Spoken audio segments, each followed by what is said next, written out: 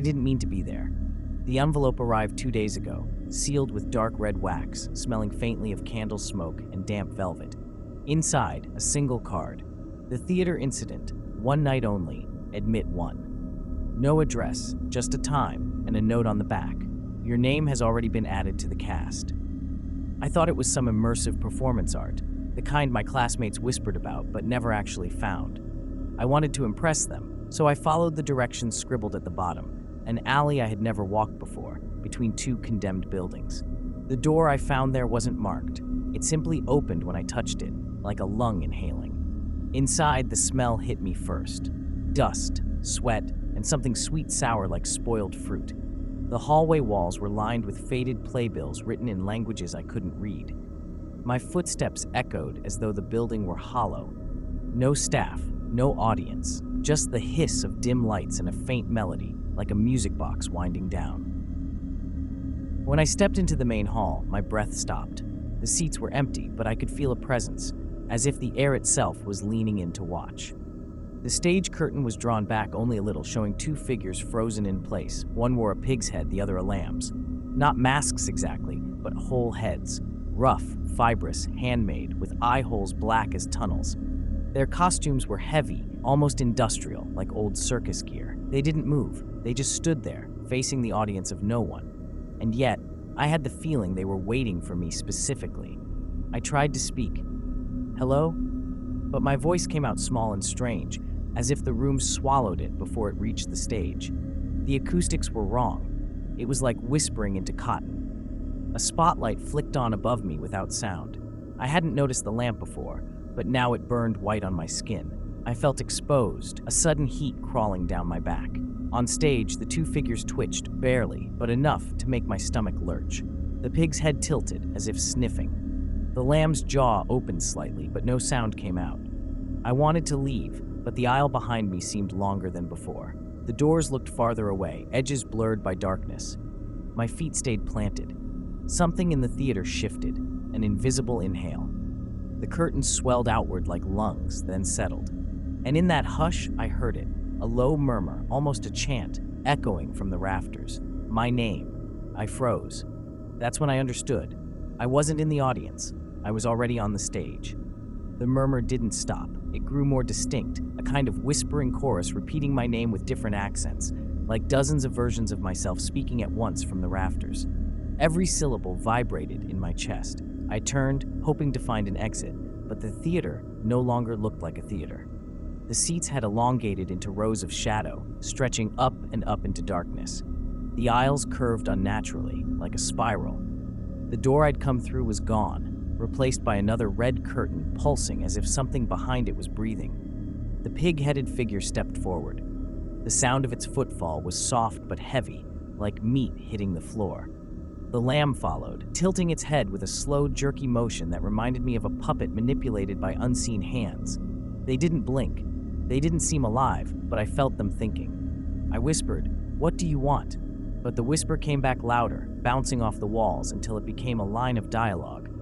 "What do you want?" The walls spoke with my voice, but deeper. The stage lights flared.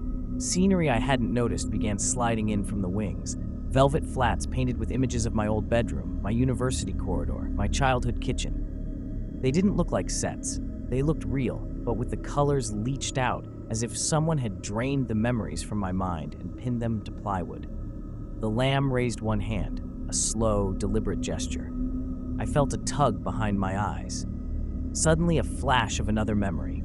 Me at 7 years old, performing in a school play about a farm, wearing a pig mask, forgetting my lines, crying while everyone laughed. Another flash, a dark hospital corridor. My father's hand slipping from mine. A smell of antiseptic. I gasped. These weren't random images. They were mine. Somehow the stage was projecting my memories like backdrops. The chorus whispered again, not my name this time, but a question. "What will you give us?" My knees buckled. I wanted to scream, but my throat was tight. The pig-headed figure moved closer until its snout nearly touched my face. Through the black holes of its eyes, I glimpsed something. Flesh, maybe, or darkness that pulsed. I stumbled back, but the floor had changed texture. It wasn't wood anymore, but something soft and warm, like old theater seats turned inside out. Each step made a squelching sound. Then the lamb extended its hand. Its palm was pale, almost human, but the fingers were too long and they bent at wrong angles. It beckoned once, twice, like inviting me to recite a line I hadn't rehearsed. I heard the whisper again, louder now, like a cue shouted from backstage. "Take your place.